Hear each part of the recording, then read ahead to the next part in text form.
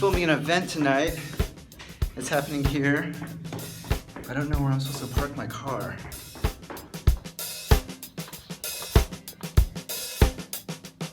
Hello. Hi, how you doing? Hi, nice to meet you, Kevin. Let me get you a parking. There's gonna be like a panel of speakers talking here at this place called The Basement here at UCSD. I'm just kind of the videographer gonna be filming the event tonight, but I just wanted to make sure I knew where it was at and everything. I kind of know this area because this is where the whole art department is, but I didn't know where the actual building was, where the actual thing was gonna be held at here. All right, parking permit.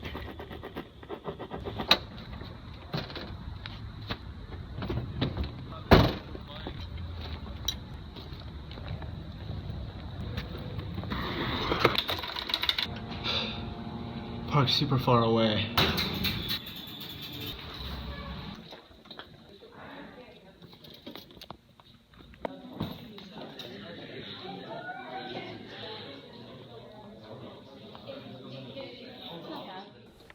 Every important problem is hard.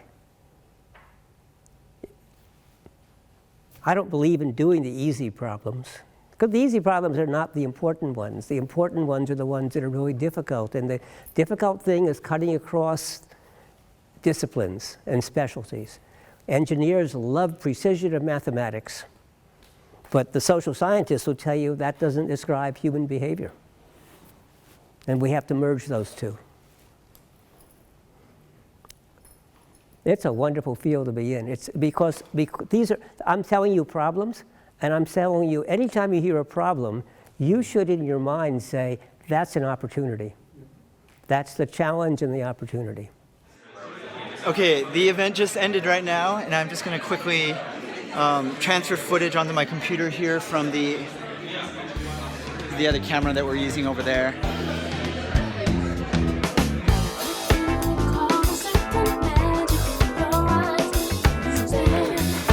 I had a vlog, what was that, 2 years ago now? That was 2 years ago, first Sun God.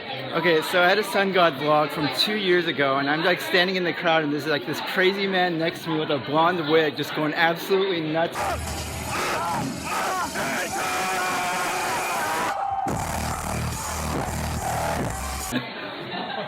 This is the man right here. Hello, everyone. I loved your craziness, dude. Thank you. Probably about to graduate soon, yeah? Actually, no, I'm still a third year. Oh, really? Oh, Yeah. so you're a freshman then? Mm-hmm. You're about to graduate? Yeah, I'm about to graduate. Okay, and you're about to graduate too, right? Yeah, nice. Leslie and this is Jing Chun. They're all involved with like the design community here at UCSD, so... Design community? Yeah. Oh, okay. What do you guys want to do after you graduate? Do you know yet? What do you guys want to do? What do you guys want to do? Really cool. What's that? Research. Research? Okay. Do you know what you're trying to do, John? Yeah, designer. Oh, nice, dude, nice. The thing is that like these people want to instill like economic transformation, you know, in San Diego to a point where like, you know, sure, NorCal has a lot of opportunities when you want to get into the tech industry, but San Diego actually has a lot to offer as well when it comes to like this growing community that's really enthusiastic and not as saturated and competitive, you know. Right now it's like a lot of like there's like this camaraderie, you know, this sort of like friendship or brotherhood that's really forming. Within this younger community. And I feel like if people choose to stay instead of flocking all the way to NorCal, like it could really be something big, you know.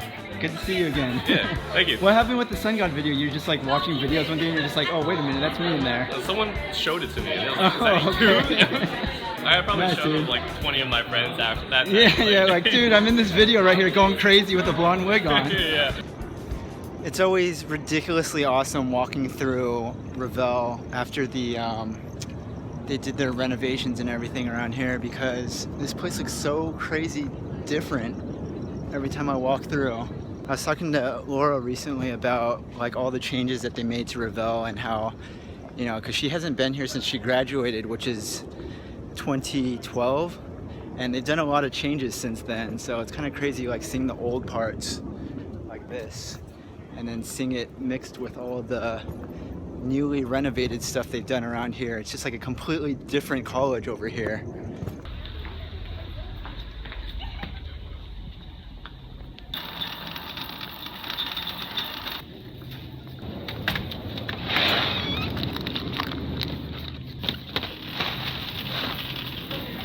Place the item in the bag and take your receipt.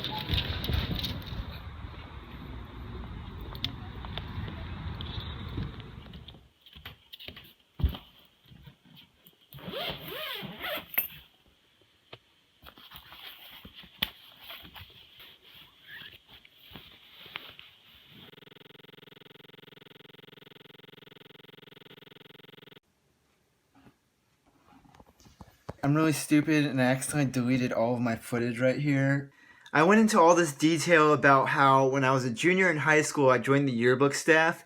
I was like one of 5 juniors out of like 45 seniors to be in the yearbook staff. And they had like an assignment for us to design the yearbook cover at the start of the year. And I was like 16 years old at the time. And I submitted this design right here, which ended up becoming the actual yearbook design.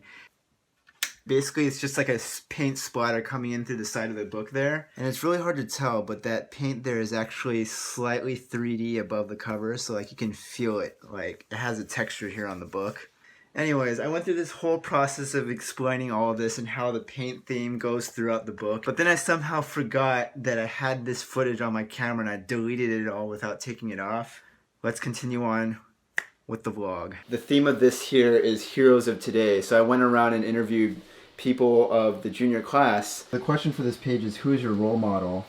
And this right here is my favorite part. I asked my friend Julie to be in this, and she thought it'd be really funny to say, Kevin Isamoto is my role model because he plays the drums and is incredibly incredible. All things considered, this is like 10 years old now. I don't look that young compared to what I am now.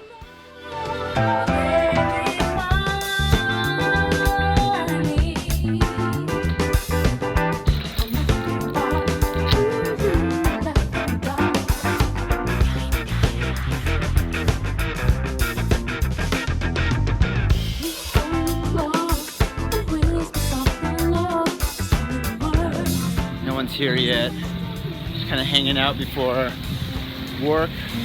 Oh, there's a new bench over here. This was never here before.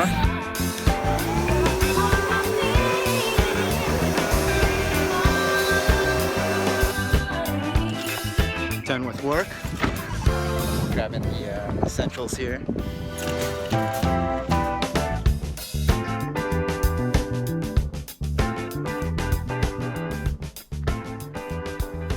What's your guys' opinion on the recent news about like Facebook? I don't know the full details, but it's like Facebook curating the news, like the trending topics in news. And I'm always thinking about like advertising and videos and stuff like that, and just what it's going to be like in the future. And I had this really, really interesting thought recently that I wanted to talk about on this vlog here. Okay, so the general thesis of this idea is, imagine a world in which everything that you see around you and all the stuff, all the advertising, everything that you see all around you is completely 100% curated to your interests and what you personally want to be seeing. For example, like with YouTube ads, the pre-roll ads, or like the things that you see in your sidebar, or on Instagram, like the kind of auto-generated ads that they put in there. All of that info is kind of curated towards what your demographic would be interested in looking at. Imagine if we lived in a world in which that kind of concept was taken into everyday life, like out here when you're not sitting in front of a computer or like on your phone, for example. People would have to be walking around with those like Microsoft, those HoloLens things, or I don't know, maybe in the future we'll have contact lenses, or it'll be like surgically, like a film will be implanted onto your eyeball or something. And I don't know all the technicalities and everything behind it, but I imagine it like Facebook, for example, how you like different pages and stuff. Well, they'll be able to aggregate all that information about you and curate your life to what you, based on all this data, what you personally would be interested in actually seeing and consuming. Brands could change the way they're perceived by different people depending on whoever that individual is that's experiencing them. And I imagine the technology for this being something that's like integrated with your phone, for example. So it'll use like NFC or some type of technology that's similar to that, where you'll have your phone with you at all times because it's in your pocket or whatever. When you're out in public, like say you go to the mall or you go to the beach or something like that, that information will be picked up by different NFC receivers that are all around, kind of like a Wi-Fi tower or something like that. And it'll recognize that, oh, okay, so this user with this list of interests is within 100 feet of this location. So then in real time, it'll change all of the advertising and all the things that you see based on whatever your your phone or whatever is outputting. People with disabilities, color blindness, or like they need font to be extra large so that they can see it, right? You don't even have to do anything about it because it's all implanted into your phone, which you have with you. But when you come near a sign, your phone and that sign will read each other, understand who you are as a person, and understand that you have that disability, and it'll in real time change itself so that you as a viewer will be able to experience whatever that thing is. It'll be beneficial to the advertisers because they'll be one-on-one directly communicating with each person individually, like on an individual level. It'll help people who are every day just consuming life because they'll be only seeing things that they actually would want to see, like without having to select or choose that they want to see that thing. And like your buddy who's standing right next to you, his interests are, might be very similar, but very slightly different. And so he'll perceive the world in very slightly different ways. And the reason I talk about this now is that when this becomes a reality in the future, I'll be able to look back at this and be like, oh, 2016 Kevin was thinking about this technology, and now that it's 2054, here it is in our world right before our eyes. But I would love to know your guys' thoughts on all of this. If this is just complete insanity, whatever your thoughts are, I would love to know. I guess I'll make that the question of the week this week. What's something that is like coming in the future, whether it be in the next 2 years, the next 20 years, or just at the end of this year? What's something that's coming in the future that you're excited about? I'm excited to live in a world in which everything, not just in your phone, but in real life, like everything around you is completely curated to create the greatest experience for you personally. It'll be called curate the best you, or something really cheesy like that.